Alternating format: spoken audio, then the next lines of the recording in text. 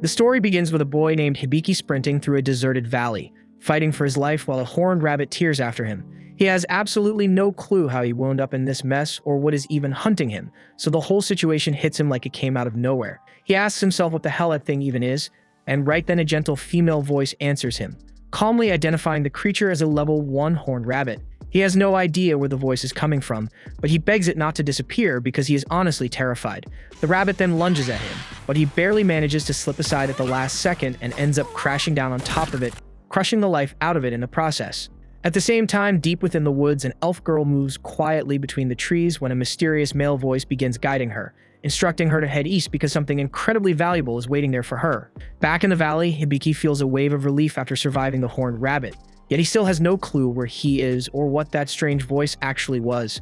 To make matters worse, he checks his phone and sees there is zero signal, wiping out any chance of calling for help. Trying to keep himself from freaking out, he convinces himself the voice was not real and that he must have imagined it. Hunger soon creeps in and he briefly considers eating the horned rabbit, but quickly shuts that idea down since he has no way of knowing if it is even edible. The voice suddenly chimes in again, analyzing the corpse and informing Hibiki that horned rabbit is actually a rank delicacy that tastes great in stews. Hearing that, he decides he might as well carry it along for now, even if the thought still makes his stomach turn a bit. He then starts paying closer attention to the mysterious voice and realizes it only seems to respond when he asks something directly, so he experiments by questioning random objects like his backpack. The voice replies that it is a bag crafted from materials that do not exist in this world. He keeps testing it with other items, and every single time, the voice delivers a precise and detailed explanation. Putting that together, Hibiki wonders if the voice can evaluate him too, so he asks about himself, and suddenly a translucent screen pops up in front of him displaying all his stats. As he scans through it, everything like his name and age checks out, but what really throws him off is the job listed as Appraiser Provisional, which makes absolutely no sense, since he was just living the ordinary life of a high school student until now. He then asks the voice who she actually is, and she responds that she is his status support, though she cannot reveal anything considered personal information. Hibiki thinks that is seriously unfair, but what does lift his mood a little is seeing the massive list of skills available for him to learn. The expert skill catches his eye, so he tries activating it immediately, but nothing happens. Figuring he might as well start with something simple, he decides to begin the tutorial, only for the voice to inform him that the tutorial has already been running this whole time. Hibiki doesn't understand what she's getting at, so he drops it and decides to test out the world map skill, which immediately projects a glowing hologram right in front of him. He studies it carefully and soon realizes it is not a true map at all. It is only outlining the route he has already traveled. That is when it finally clicks that he has been wandering in circles this entire time, so once he figures that out, he uses it properly to steer himself and continues forward. By the time the sun begins to set, he notices a road stretching below him, but he gets a bit too fired up and stumbles, crashing face first onto the stone pavement. As he pushes himself up, the voice calmly declares that he has just unlocked the title of Castaway in Another World. Hibiki is confused for a second, but that thought is quickly shoved aside. A massive monster suddenly looms over him, and he is convinced this is the end, but out of nowhere a glowing magic arrow flies in and drops the creature on the spot. He turns in disbelief and sees that it came from an elf girl standing on a nearby rock. Just before he approaches her, the voice activates his speech function so he can both speak and understand the language of this world. After thanking her for saving his life, she introduces herself as Emalia. Hibiki notices her pointed ears right away and assumes she is dressed like an elf, so he tells her he likes her cosplay, but Emalia clearly has no clue what he means. She then asks why he was wandering around the maze-eater grassland, and Hibiki awkwardly explains that he kind of just showed up there out of thin air, which leaves her completely stunned. The voice proceeds to perform a full appraisal on Emalia, and Hibiki is stunned to discover she is genuinely an elf. As he scans through her stats, he is even more shocked to learn that she is actually 56 years old. Emalia goes on to explain that the maze-eater grassland is not a normal field at all, but a monster that disguises itself as one. It never attacks outright, but instead waits patiently for its victims to exhaust themselves while wandering aimlessly before swallowing them whole, and hearing that makes Hibiki realize how dangerously close he was to becoming its meal. Emalia suddenly wraps Hibiki in a hug and tells him he did surprisingly well for such a young boy. She says that because she assumes he is around 10 years old, but when he corrects her and says he is 16, she quickly pulls back and admits she never expected someone his age to be stuck in such a small frame. Soon after, night settles in and they set up camp where Hibiki learns that in this world, you are officially considered an adult once you turn 15. After they finish cooking and eating a horned rabbit, Hibiki asks Emalia where they actually are. She instantly spits her tea straight into his face at such a ridiculous question. Flustered, she wipes him off while apologizing and explains that they are in the kingdom of Habrastia. Hibiki tells her that means nothing to him since he is from Japan, but she has never even heard of it, which only solidifies his belief that he truly has been transported to another world. Sensing that he must feel isolated so far from home, Emalia gently tells him she will escort him to the city tomorrow, and Hibiki thanks her sincerely. And while Hibiki sleeps, Emalia studies him quietly and starts to believe he must be the precious treasure the spirit mentioned to her. Not long after that realization, she slowly slips into sleep herself. Hibiki, meanwhile, falls into a dream about his old life and revisits a gentle memory with his three closest friends, Amane, Kyuko, and Taiki, hanging out at the diner where Amane works. They meant the world to him, even if they never passed up the chance to tease him about being way too short for a 16-year-old. Then the dream shifts to the moment everything changed. It was the final day of school right before summer vacation, and just as he was about to step into a classroom, a blinding burst of light swallowed him, and the next instant, he found himself in this world. He then jolts awake from the dream and grabs his phone, wondering how worried his friends must be by now. When he lifts his gaze to the sky, he notices strange, glowing green shapes drifting overhead. The voice identifies them and explains that they are part of a special protective barrier Emalia created to guard the area. Hibiki takes a breath and accepts the truth that magic really does exist here, which means he truly has been transported to another world. Trying to make sense of his own situation, he asks the voice what it means to be an Appraiser provisional. The voice responds that it is a role granted to him by a deity, ranked at rarity B. It grants him the appraisal skill, allowing him to analyze and reveal the abilities and attributes of any target. Yet it offers no combat techniques at all, which is why it falls under a non-combat class. Hibiki is still trying to process everything, so he gives up on overthinking it and goes back to sleep. When morning comes, Emalia wakes first and reflects on how she rescued Hibiki the day before and ended up spending the night outside beside him. Soon after, Hibiki stirs awake as well, and together they set out toward Lowell, the closest town. As they travel through the forest, Emalia tells him it will take roughly a day and a half to get there. She also warns him that monsters roam the area, though she assures him he has nothing to fear because she will protect him. She is genuinely surprised that Hibiki could even detect them, and he explains that it is all because of his world map skill. Emalia is shocked when she learns he possesses the world map skill, since it holds a AAA rarity ranking, but when he casually adds that he is an Appraiser provisional, her reaction is far less impressed, and she almost treats it like a punchline. Hibiki honestly cannot figure out why the world map skill is considered such a huge advantage, since in his eyes it only tracks where he has already traveled and alerts him to nearby monsters, and Emalia can hardly believe he fails to grasp just how invaluable that ability is when it comes to surviving in a place like this. Hibiki then brings up his world map and asks whether anything dangerous is nearby, and it identifies a crystal-horned rabbit within the vicinity. Emalia's eyes light up at the news, explaining that crystal-horned rabbits are incredibly rare and can sell for as much as 200 gold coins. Without hesitation, she grabs Hibiki and urges him to guide her directly to it. Keeping their distance, they follow the rabbit's trail while Emalia uses her magic to conceal their presence, masking both their scent and the sound of their movements. Hibiki is thoroughly impressed and praises Emalia for her incredible abilities, but she quickly returns the compliment, insisting that he is the truly remarkable one, thanks to his world map skill. She explains that any adventurer party would be fortunate to have him, and since appraisal is a non-combat profession, he could safely remain in the rear while supporting the frontline fighters.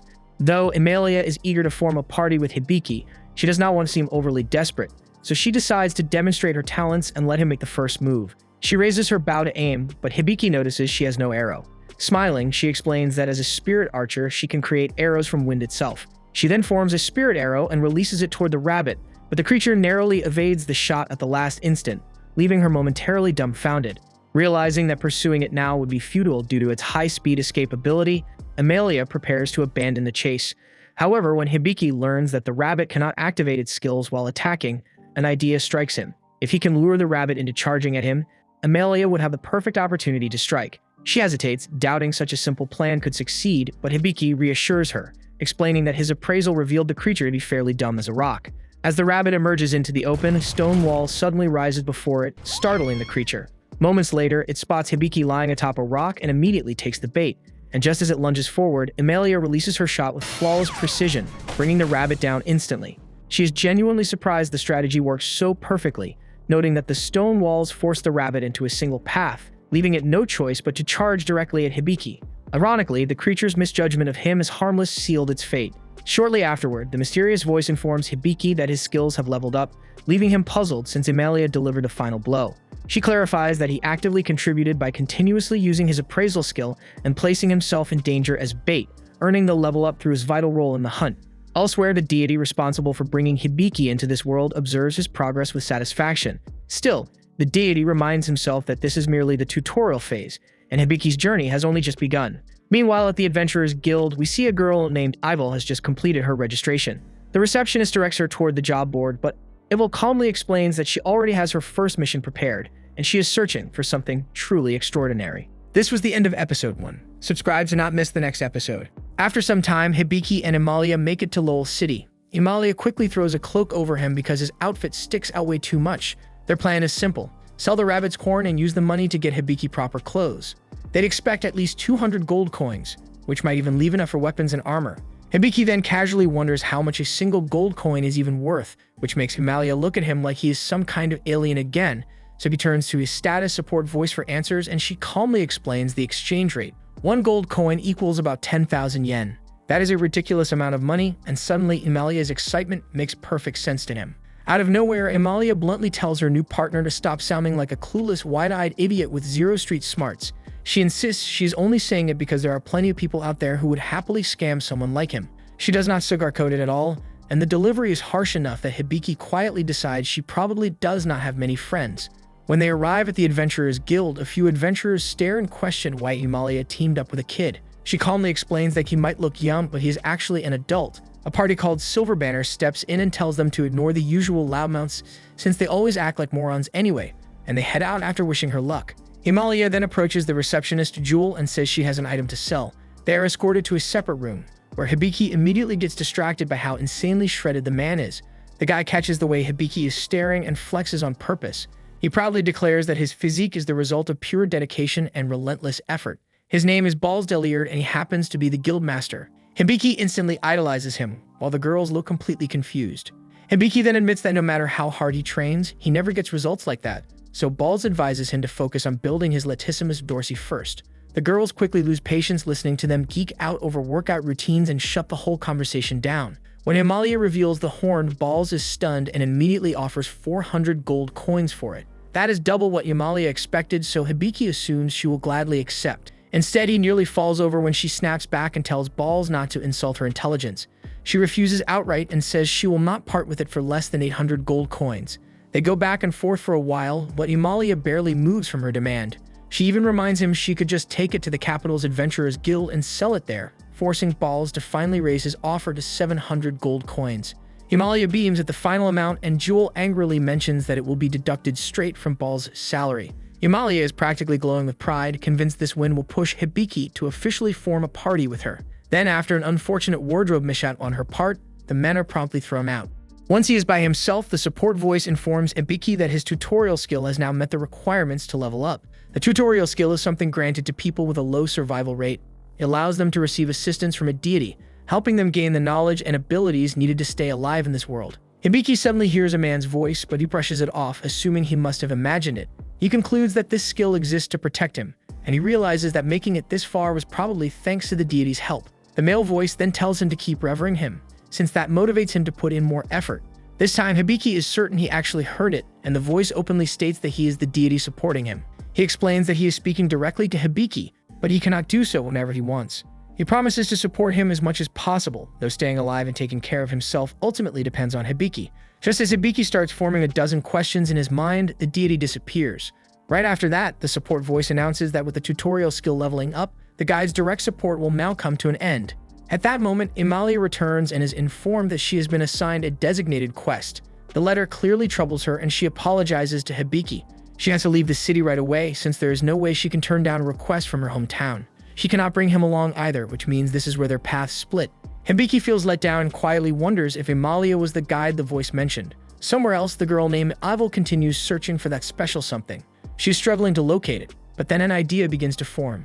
Then, as Emalia prepares to depart, Hibiki reassures her that he will manage on his own. She has already done more than enough for him, and he refuses to drag her down. He tells her that he plans to try becoming an adventurer. You notice there are quests available even for non-combat roles, and that gave him hope. Emalia is confident they will meet again, and she tells him to hold on to her cloak until then.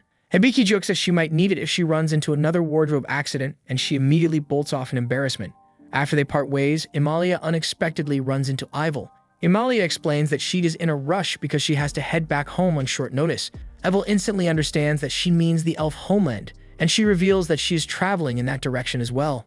After Emalia departed, Hibiki practically lived in his bed, drifting in and out of sleep most of the day. His phone had completely run out of power, and he still had zero clue how to return to his original world. The deity who once spoke to him had stayed silent ever since that single encounter, and Hibiki understood that revealing his secret to anyone was out of the question. He refused to risk drawing attention to himself, so he made up his mind to keep quiet about where he truly came from.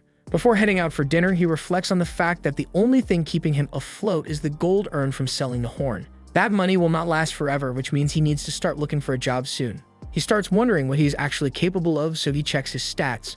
Unsure of how strong they truly are, he asks about them, and the support voice advises him not to attempt solo combat. He then is thrilled to see he earned a new title, but the excitement fades quickly. The title is Older Lady Killer, and he has absolutely no idea what that is supposed to mean.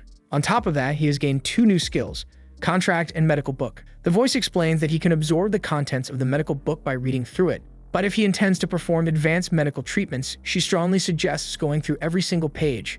She warns him that once he starts, he will not be able to stop halfway, but Hibiki brushes it off. He figures it could come in handy, so he decides to read the entire thing.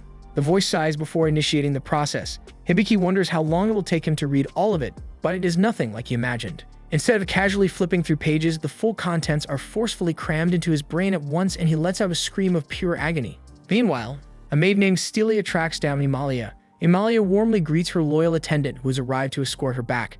She introduces Ivel, and Ivel immediately assumes they have formed a party together. A few days later, the support voice announces that the study of the medical book has finally been completed. Completely drained, Hibiki reminds himself that he still needs to go shopping.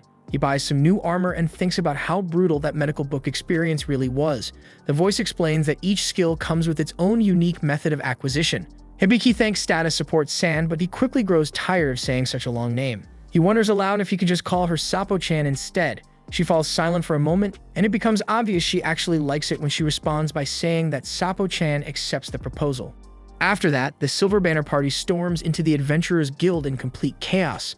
Their captain is barely hanging on because he and a Silver Ruby Wolf ended up killing each other at the exact same moment. Blood keeps pouring out of him without stopping, and his teammates are praying the Guildmaster can somehow pull off a miracle. But luck is not on their side, and they are informed that Balls is currently away from town. They explain in panic that they already used every healing spell they knew, yet nothing worked.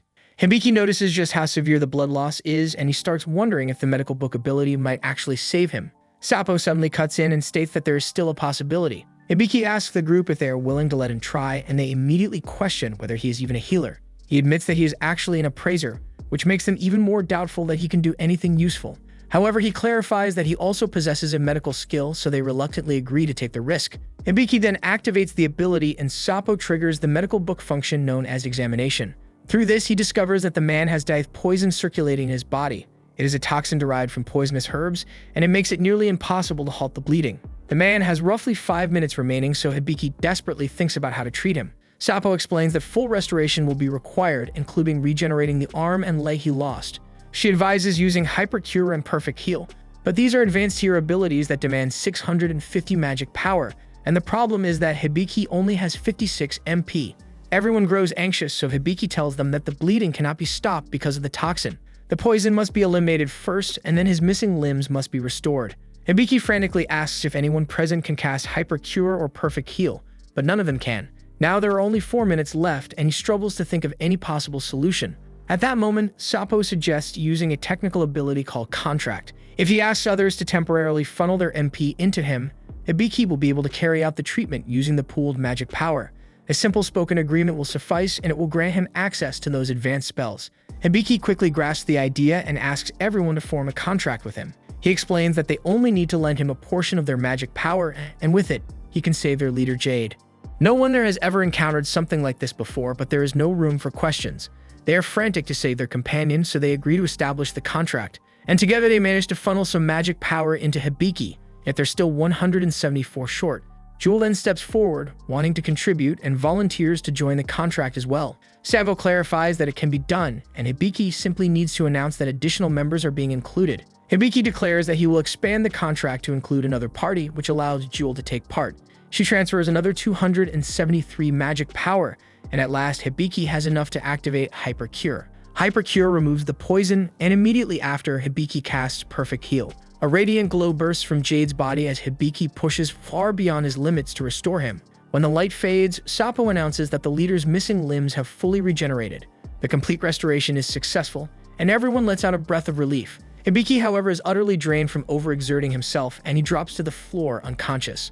While he is out, Hibiki dreams of a time when one of his friends lectured him. She had been angry because he always acted first and thought later. She reminded him about the time he jumped into the water to rescue a drowning dog and the time he climbed up to save a cat stranded on a rooftop. She warned him that someone would not always be there to pull him out of danger, and that he needed to be more cautious. He is suddenly brought back to reality as Sapo informs him that his job level has risen from level 2 to level 5. His technical ability contract has also advanced from level 1 to level 2. Hibiki reassures Jewel that he is feeling fine now and apologizes for causing trouble. Jewel quickly denies that he was any trouble at all, reminding him that he saved her younger brother Jade and he is deeply thankful as well.